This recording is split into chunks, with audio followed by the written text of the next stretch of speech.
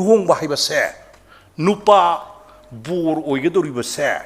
masigi asina nupi mayumda luhongdringida changnadeba haujikti haijing pot changeba sibu chatnabiro sibu chokhalibro karamaina changi kek ainam ngangnabado nahawai di kek si puragar kek tu sumasa masuga yadeta mathol adu natragadi asimi mi mangdi ikai gan indorok bajani da lising tara gi matakun gi maya da piba kek ngatani thangam nada mi kuli neknare hairi ni kaino ko thoi ngai sakhotpani hairagadi hongai budu lan darjini da yaina sakhotpa haibasiga hongba haibasiga anisi napsinna ba yaroi haiba aikoi gi manipur se som yengakpani aikoina yengpa matamda aikoi si kang khong saiba khando khak oina leira aba mating leiramba mayam sing asi puari da oina leiba aduga ngasi makti aikoi gi iting sing adu kadai de leiriba gi haisi khangbada waraba mankhatpam khangdrabada thidokpada langjin khangdraba adugumlaba khunai gi punsiro lamada aikoi se tawdana leire aikoina aikoi gi nat aikoina aikoi gi saktam aikoina aikoi gi khudimak ipa ipu singna thambiramba punamak singna se kanana tasillibage kanana madubu khomjillibage kanana madubu machu mamen mangdanabagi damakta yoktra thamibage haibase khudom bi thinba ngamaktraba matam ama oirakpa sina kari kairi aikoi gi integrity de kairi sina kari kairi aikoi gi apunbagi saktamba se aikoi mangsin laklin bani aikoi na singtam gi phajraba idea of manipur gi leiba wakhalon singum ngaktang nakanda thanam gi seba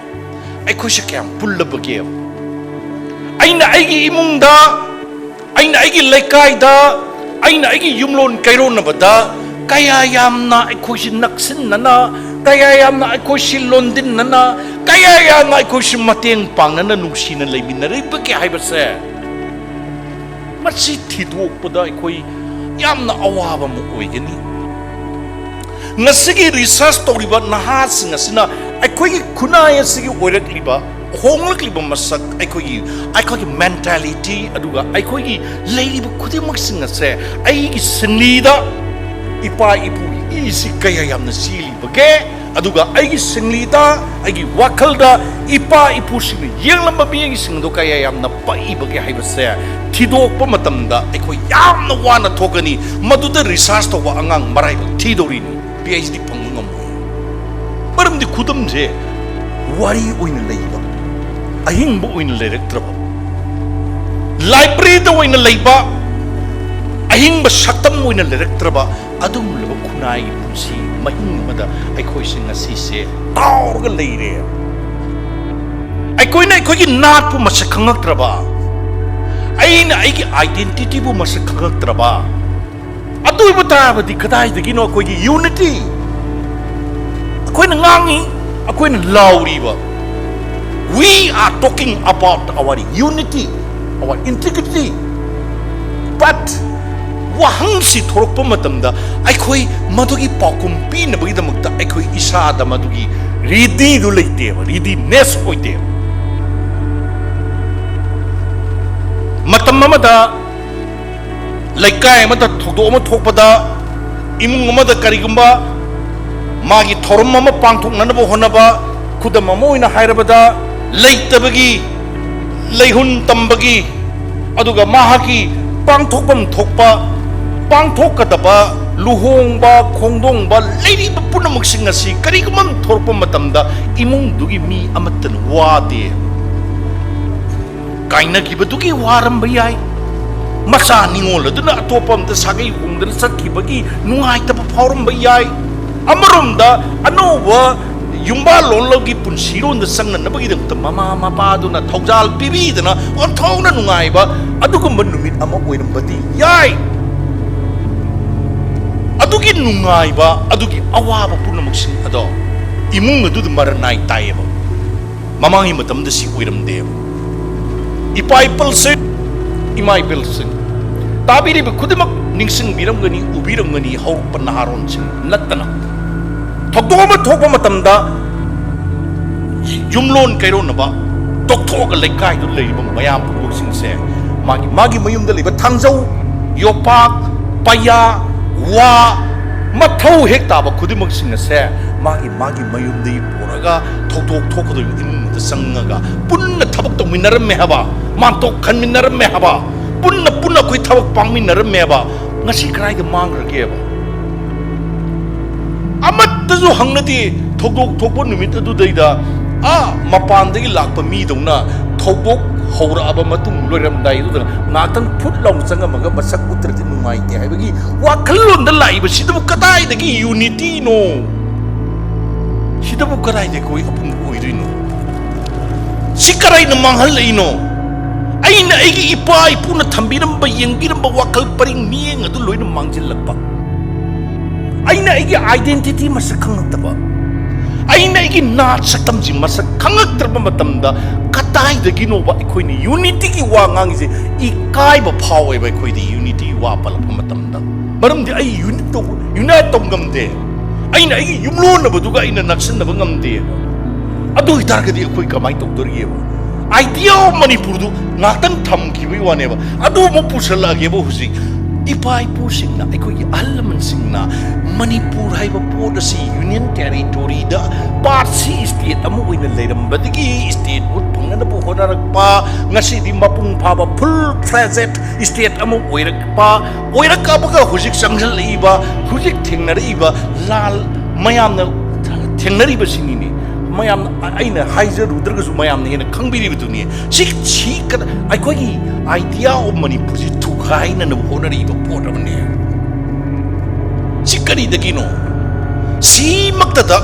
ay koi masil magtada tokai na tanabagi wakhalo laiba se ai bo haijo hairabadi ai koi se karai tu mo hore ai koi na togadaba thabak ta togdre ai koi na khangadaba miyeng yenggadaba miyeng di yengdre khangadaba wakhal du khandre ai gi haiba pot ai gi khudong saba pot ai gi haiba pot asin mangda thamaga thabak togi badana maram moriga ai koi absi kauthokre ai koi si kauthokra matung dagi di apun magi saktam kai ba salak sarba adu bulaba khunai ama ngasi di oire ipai pal sing ai bu takpi bangamba imai bel sing ai na masin tak ni thamjaningi ai koi nat se so ai koi na hairiba ai koi na culture haiba ai koi na di wangang ba culture haiba pot se ki definition na sipi ba yang wa ba pot ne ba ngasi maksu di masigi sap chaba culture ki definition ji swai de leire haidana haiba de hector lu pot ni chau graba pot ne ba adubu aikoi na saktam hek hairakanda jakoi isai thauram da pangtho iba sankritan gi adugi adagi performing art form se asikta da koina na saktam aikoi culture oin ureba aseng madi masi natte jakoi di saning mamongda hoi madugi su ai si haijai haidana ai soi ngan ki ba punam ngakpiu aina henjan gi ba yarasu jakoi di ipai pu sembal babani aikoi ne na leijerbani akoi jakoi ras akoi nat sankritan phatakra patsakamani UNESCO na masigi pot asi yamna maru oiba pot amani adana masi akoi sakhang bidana recognize tokdana leirabani aikoi gi pong aikoi gi theater aikoi gi lila aikoi gi film aikoi gi isai khodemak sing asigi magi top masak ama leirabani si khaktabu aikoi na culture ne na logadra si khaktabu akoi na na ne logadra Oja singgi ming pandana wangang masi sanadi kuigi Khunai da ngasi di ai bu tambirak pa oja ibungo adu dak eta hai thaini gi halaman sing masi kupanaram de ai takpirak pa guru dev gi maming si ai ming si panjanindre ai sagomon gi oja gi makhada tambirak pa kuri gi hai Sikari ga hydrin ay ulpo ki oja na tambirak pani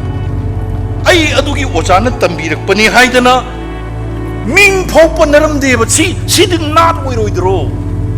ꯁꯤꯗꯤ ꯑꯩꯈꯣꯏꯒꯤ ꯐꯖꯈ꯭ꯔꯕ ꯆꯠꯅꯂꯣꯟꯒꯤ ꯐꯖꯈ꯭ꯔꯕ ꯇ꯭ꯔꯦꯗꯤꯁꯟꯒꯤ ꯑꯣꯏꯕ ꯐꯖꯈ꯭ꯔꯕ ꯃꯁꯛ ꯑꯁꯤ ꯑꯩꯈꯣꯏꯒꯤ ꯑꯍꯜ ꯂꯃꯟꯁꯤꯡꯒꯤ ꯃꯤꯡ ꯐꯥꯎꯕ ꯄꯟꯅꯗꯕ ꯃꯈꯩ ꯃꯗꯨ ꯈꯥꯛꯇꯅ ꯌꯣꯛꯇꯅ ꯑꯩꯈꯣꯏꯒꯤ ꯐꯖꯈ꯭ꯔꯕ ꯂꯤꯛꯂꯝ ꯑꯃꯗ ꯑꯩꯈꯣꯏꯒꯤ ꯊꯧꯒꯜꯂꯣꯟ ꯆꯪꯁꯤꯜꯂꯛꯏꯕ ꯄꯣꯠ ꯑꯁꯤ ꯉꯁꯤ ꯀꯔꯥꯏ ꯃꯥꯡꯈ꯭ꯔꯒꯦꯕ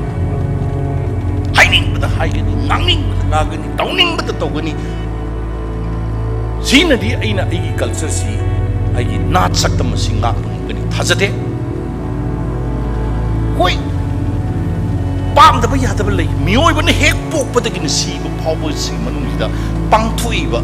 ꯄꯨꯟꯁꯤꯔꯣꯜꯒ ꯁꯥꯒꯣꯟꯅꯕ ꯃꯥꯒꯤ ꯄꯨꯟꯁꯤꯒꯤ ꯌꯥꯏꯐꯅꯕꯒꯤ ꯁꯦ ꯑꯉꯥꯡ ꯑꯃ ꯂꯨꯍꯣꯡꯕ ꯑꯉꯥꯡ ꯑꯃ ꯎꯅꯔꯛꯄ ꯑꯉꯥꯡꯗꯨꯒꯤ ꯏꯄꯥꯟ ꯊꯥꯕ ꯑꯉꯥꯡ ꯑꯗꯨꯒꯤ ꯃꯃꯤꯡ ꯊꯣꯜꯂꯛꯄ ꯑꯉꯥꯡ ꯑꯗꯨꯒꯤ ꯃꯥꯒꯤ ꯇꯧꯐꯝ ꯊꯣꯛꯄ ꯃꯌꯥꯝꯁꯤꯡ ꯂꯥꯛꯏꯕ ꯃꯁꯤꯗ ꯌꯥꯎꯔꯤꯕ ꯃꯁꯛ ꯃꯌꯥꯝꯁꯤꯡ ꯃꯁꯤꯗ ꯑꯩꯈꯣꯏꯅ ꯄꯥꯡꯊꯣꯛꯏꯕ ꯊꯧꯔꯝ ꯃꯌꯥꯝꯁꯤꯡ ꯑꯁꯤ ꯁꯤ ꯐꯥꯒꯤ ꯅꯠꯇꯦ ꯍꯥꯏꯕ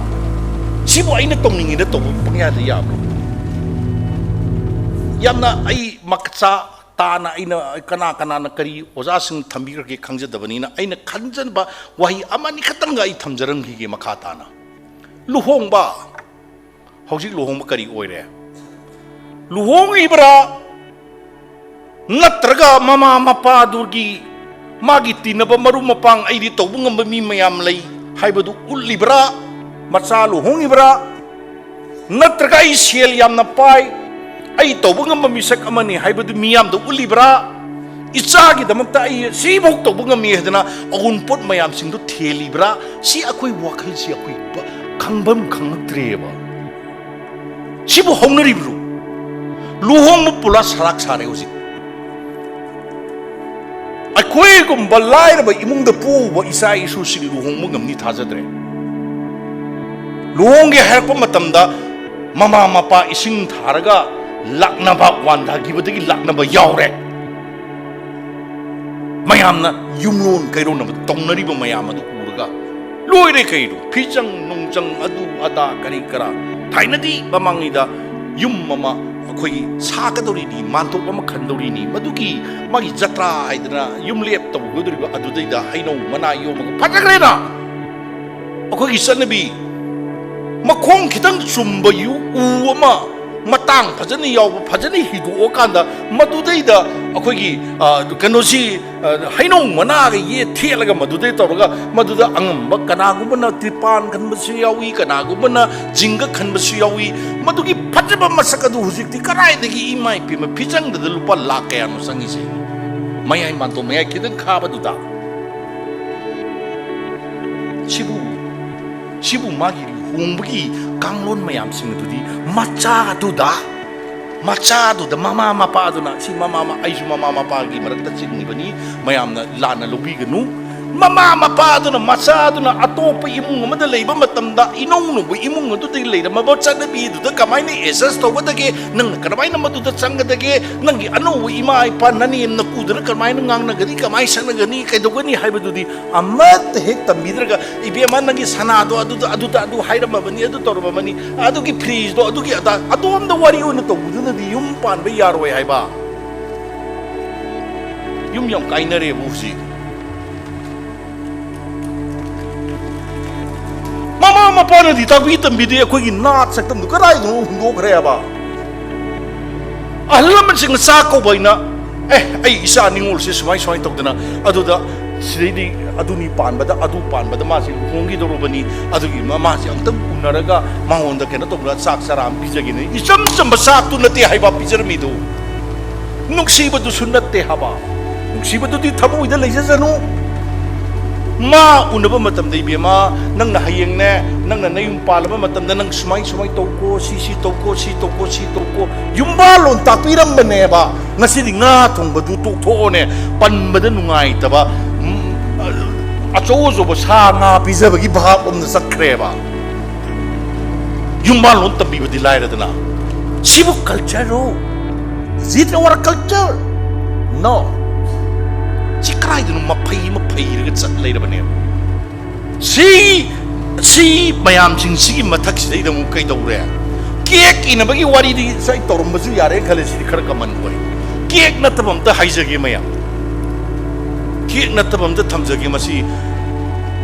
ngangjariba pangbadagi pangaba aina haijaba matamda ayenba yarosu miyam punumun ngakpi haibasi mahana haijaraga ai wasi makata sake luhongba haibase nupa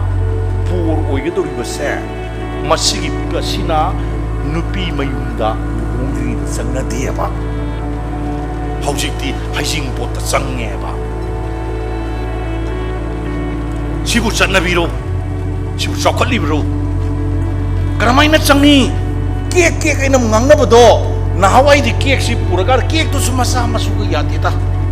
mathol adu natragadi asimi mi mangdi kai ga ni toro ko jani da lising tara gi matakun gi maya da piba cake ngatani thangam na da mi kuli nekna re haidi ni kai sauni ngam kodai hai bai adu gi pot si nahawai di mamana bisi mayam sing jiga ka aga sanara me haba hojikti por lakri na ke kaktreba sibu koi culture si hongai ni si mayam haina garba haina dibra ai khangjade ko sigi por sibu koi sibu yeng na leira siro ai yumlo na bada du mom tawe dan ga sai ai na khut pulaga leibado adumai na sum leiraga ai koi khunai sibu muthal ji haibro sine ba thorei si si tohidaba thabam ni si atugi mathakida bang luhongmo numisida sana khutop sinaba inam ju chandare ebo jikse aidi kanu ujei ko yam ujei ko aidi khutop sian ani ji khutop mangta lana hange ya kadra gai na hange ba koida ya de na kamai har ya de har pura di war sena ba chaliba engonda kari na ko nangna saba sanara wo to halu haira di ai halakta bai bhapta lei mayam phane dum tawiro chati sanati ai pai pujina si hairam di ai bai da adu pai wi yawine sagi suma yai phagi nungai ba thabak thorom sida sanai ga sanati ga tuka thi dri yang ngangi ka kai cha igi tum ngang hori ne ba tana khumdana thori ne ba ai si so anu ko sanabi amneba si am kan tongnorbani ko si kudo ko sinaba ga si mapalom daga di sanabra ai ko i pai posing sanaram dine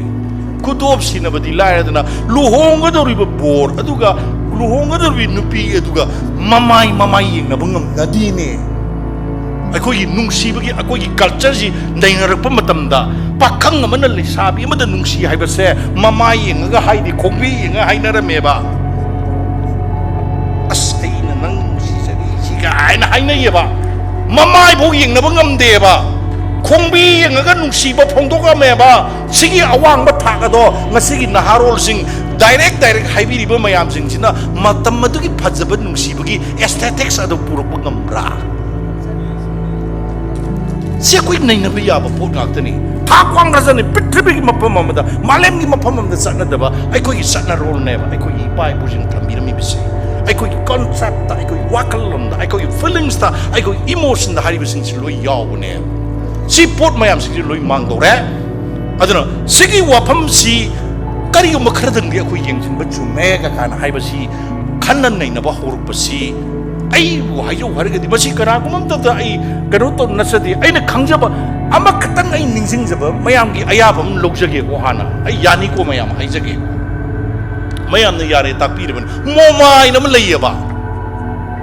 moma aina karai do mapan da leiba matam amada aina akoi ji sum akoi khabar jing ji ayuk ta akoi group ta thagan ar baji yengba matam da moma na si ma thorpu uyeba ji du du yarpu du i si di phajain he pisang khanba du thingani tarik asuk ta gi ada gi kana haiba matam ji e moma ji di karam balai ni insal ino na khan gi ba ina si wakalon sing si yam ngan na sapong mi su leiba adubu moman si thabak oina pangakri mamangda pangrba tumit akoina su han ureba tongninge ba ithandana chongthok namde ba sigi pot mayam singa sidi leibaki oisale ba si phajagadra kaya yam thieng ba leiroi akoi huji matam chapchari akoi matam chapchari kunai ase leptra chathar kadamni sigi mamangda legi bu ju kunai amani sidagi ho ngasi dagi ho gadab kunai ju chap madugi mapop kaidana akoina ꯐꯖꯅ ꯊꯝꯕꯤꯔꯝꯕ ꯍꯥꯏꯕꯁꯤ ꯑꯩꯈꯣꯏ ꯃꯊꯧ ꯇꯥꯏ ꯍꯣꯡꯕ ꯍꯥꯏꯕꯁꯤ ꯍꯣꯡꯒꯗꯧꯅꯤ ꯆꯥꯎꯈꯠꯄ ꯍꯥꯏꯕꯁꯤꯒ ꯍꯣꯡꯕ ꯍꯥꯏꯕꯁꯤꯒ ꯈꯦꯠꯅꯩ ꯆꯥꯎꯈꯠꯂꯤ ꯍꯥꯏꯔꯒ ꯄꯪꯍꯣꯡꯗ ꯍꯣꯡꯕꯗꯣ ꯂꯤꯠꯅꯔꯤꯕ ꯐꯨꯔꯤꯠ ꯐꯤꯔꯣꯟꯁꯤꯕꯨ ꯁꯤ ꯐꯖꯕꯒꯤꯅꯦꯅ ꯂꯤꯠꯅꯔꯤꯔꯥ ꯑꯗꯨꯒ ꯏꯀꯥꯏꯕꯒꯤꯅꯦꯅ ꯂꯤꯠꯅꯔꯤꯔꯥ ꯀꯔꯤꯒꯤꯅꯦ ꯂꯤꯠꯅꯔꯤꯅꯣ ꯃꯁꯤ ꯋꯥꯐꯝ ꯑꯃ ꯁꯤ ꯍꯟꯗꯣꯛꯄ ꯃꯇꯝꯗ ꯂꯩꯒꯅꯦꯕ ꯑꯗꯨ ꯍꯧꯖꯤꯛꯇꯤ ꯋꯥꯐꯝꯗꯨ ꯋꯥꯍꯟꯊꯣꯛꯑꯒ ꯂꯣꯏ ꯃꯥꯡꯈ꯭ꯔꯦꯕ ꯀꯣꯊꯣꯛꯏꯈꯩ ꯐꯖꯔꯦꯕ ꯍꯧꯖꯤꯛꯇꯤ ꯀꯣꯊꯣꯛꯏꯈꯩ ꯆꯥꯎꯈꯠꯄꯅꯤ ꯍꯥꯏꯔꯒꯗꯤ ꯍꯣꯡꯂꯛꯏꯕꯗꯨ ꯂꯥꯟꯗ꯭ꯔꯁꯤꯅꯤꯗ ꯑꯩ ꯍꯥꯏꯅ ꯆꯥꯎꯈꯠꯄ ꯍꯥꯏꯕꯁꯤꯒ ꯍꯣꯡꯕ ꯍꯥꯏꯕꯁꯤꯒ ꯑꯅꯤꯁꯤ ꯅꯞꯁꯤꯟꯅꯕ ꯌꯥꯔꯣꯏ ꯍꯥꯏꯕ ꯀꯣꯊꯣꯛ ꯆꯥꯎꯈꯠꯂꯦ ꯍꯥꯏꯔꯗꯤ ꯑꯩꯈꯣꯏ ꯂꯣꯏ ꯀꯣꯊꯣꯛꯑꯒꯦꯅꯦ ꯑꯁ ꯃꯣꯏ ꯃꯅꯤꯄꯨꯔꯁꯤ ꯆꯥꯎꯈꯠꯂꯦꯍꯦ ꯍꯥꯏꯕꯁꯤ ꯀꯅꯥꯅꯅꯣꯕ ꯍꯥꯏꯕꯤꯗꯧꯔꯤꯁꯦ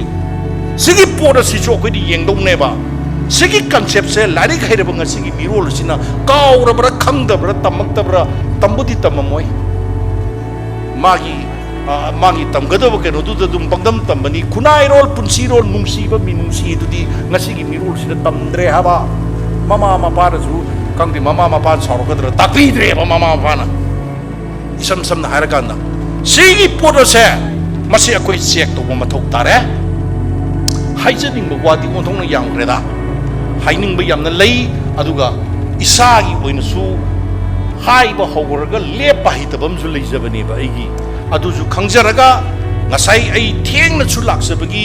ꯏꯀꯥꯏꯖꯕꯗꯨꯅꯦ ꯀꯔꯤꯅꯦ ꯇꯧꯔꯒ ꯍꯥꯏꯅꯤꯡꯕ ꯃꯌꯥꯝ ꯄꯨꯝꯅꯃꯛꯁꯤꯡ ꯑꯁꯤ ꯇꯥꯁꯤꯟ ꯈꯣꯝꯖꯤꯟꯖꯔꯒ ꯑꯩꯈꯣꯏ ꯀꯔꯤꯒꯨꯝꯕ ꯈꯔꯗꯤ ꯇꯧꯗꯕ ꯌꯥꯔꯔꯣꯏ ꯃꯥꯒꯤ ꯊꯤꯡꯁꯤ ꯍꯥꯏꯕ ꯅꯠꯇꯦꯀꯣ ꯊꯤꯡꯁꯤ ꯍꯥꯏꯕ ꯅꯠꯇ꯭ꯔꯒꯗꯤ ꯀꯩꯗꯧꯕꯒꯤ ꯀꯃꯥꯏ ꯀꯩꯅꯣ ꯍꯥꯏꯒꯅꯤ ꯊꯤꯡꯗꯗꯤ ꯌꯥꯔꯣꯏ ꯊꯤꯡꯕ ꯍꯥꯏꯁꯦ ꯑꯟꯗꯔꯁꯇꯦꯟꯗꯤꯡꯗ ꯊꯤꯡꯗꯧꯅꯤ ꯑꯟꯗꯔꯁꯇꯦꯟꯗꯤꯡ ꯑꯃ ꯂꯩꯅꯒꯗꯧꯅꯤ ꯃꯔꯝꯗꯤ ꯑꯩꯈꯣꯏ ꯈꯨꯗꯤꯡꯃꯛ ꯂꯣꯏꯅ ꯌꯥꯅꯁꯦ ꯍꯥꯏꯕ ꯀꯅꯥꯅꯣ ꯊꯤꯡꯗꯣꯏꯗꯨ ꯌꯥꯅꯔꯗꯤ ꯂꯣꯏꯔꯦ ꯊꯤꯡꯉꯔꯣꯏ ꯌꯥꯅꯗꯕ ꯌꯥꯎꯔꯛꯄꯗꯨꯗꯅꯦ ꯊꯤꯡꯉꯛꯀꯗꯣꯏꯁꯦ ꯊꯤꯡꯕ ꯍꯥꯏꯕꯁꯦ ꯑꯗꯣ ꯏꯍꯥꯟ ꯍꯥꯟꯕꯗ ꯇꯧꯒꯗꯕꯗꯤ ꯑꯟꯗꯔꯁꯇꯦꯟꯗꯤꯡ ꯂꯩꯅꯕ ꯍꯥꯏꯕꯁꯤꯃ ꯃꯔꯨ ꯑꯣꯏꯌꯦꯕ ꯑꯩꯈꯣꯏ ꯂꯩꯕꯥꯛꯀꯤ ꯑꯣꯏꯅ ꯂꯩꯔꯤꯕ ꯂꯨꯞ ꯃꯌꯥꯝꯁꯤꯡ ꯑꯩꯗꯤ ꯏꯟꯇꯤꯒ꯭ꯔꯤꯇꯤꯒꯤꯅꯤ ꯑꯩꯗꯤ ꯑꯗꯨꯒꯤꯅꯤ ꯑꯗꯥꯒꯤꯅꯤ ꯂꯣꯏꯅꯃꯛ ꯇꯣꯛꯄꯤꯔꯣ ꯀꯗꯥꯏꯗꯒꯤ ꯏꯟꯇꯤꯒ꯭ꯔꯤꯇꯤꯅꯣ ꯑꯩꯈꯣꯏ ꯈꯨꯟꯅꯥꯏ ꯃꯥꯡꯈ꯭ꯔꯒ ꯆꯤꯡꯇꯝ ꯀꯗꯥꯏꯗꯒꯤ ꯆꯤꯡꯇꯝꯅꯣ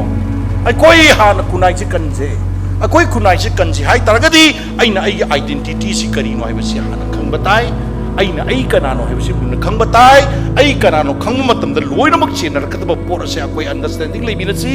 ꯃꯁꯤꯒꯤꯗꯃꯛꯇ ꯇꯣꯈꯥꯏꯕ ꯃꯤꯑꯣꯏ 5-10 ꯐꯣꯔꯁꯀ ꯁꯦꯝꯗꯅ ꯊꯤꯡꯕ ꯈꯣꯠꯄ ꯀꯥꯏꯗꯣ ꯑꯣꯟꯊꯣꯛꯅ ꯏꯀꯥꯏꯈ꯭ꯔꯦꯗ ꯃꯗꯨ ꯇꯧꯍꯟꯅꯤꯡꯗꯦ ꯑꯩꯈꯣꯏ ꯑꯟꯗꯔꯁꯇꯦꯟꯗꯤꯡ ꯂꯩꯃꯤꯟꯅꯁꯤ ꯑꯗꯨꯒ ꯑꯩꯈꯣꯏ ꯄꯨꯟꯅ ꯊꯕꯛ ꯇꯧꯃꯤꯟꯅꯁꯤ ꯍꯥꯏꯕ ꯋꯥꯐꯝ ꯈꯔꯗꯪ ꯉꯁꯤ ꯃꯤꯌꯥꯝꯒꯤ ꯃꯐꯝꯗ ꯊꯝꯖꯔꯒ ꯉꯥꯡꯖꯔꯤꯕ ꯑꯩꯍꯥꯛꯀꯤ ꯋꯥꯈꯜꯂꯣꯟ ꯈꯔꯁꯤ ꯃꯌꯥꯝ ꯄꯨꯛꯅꯤꯡ ꯆꯪꯅ ꯇꯥꯕꯤꯕꯒꯤꯗꯃꯛꯇ ꯉꯝꯈꯩ ꯂꯩꯇꯅ ꯊꯥꯒꯠꯆꯔꯒ ꯃꯇꯥꯡ ꯑꯁꯤꯗꯩꯗ ꯑꯩ ꯋꯥꯀꯩꯖꯔꯤ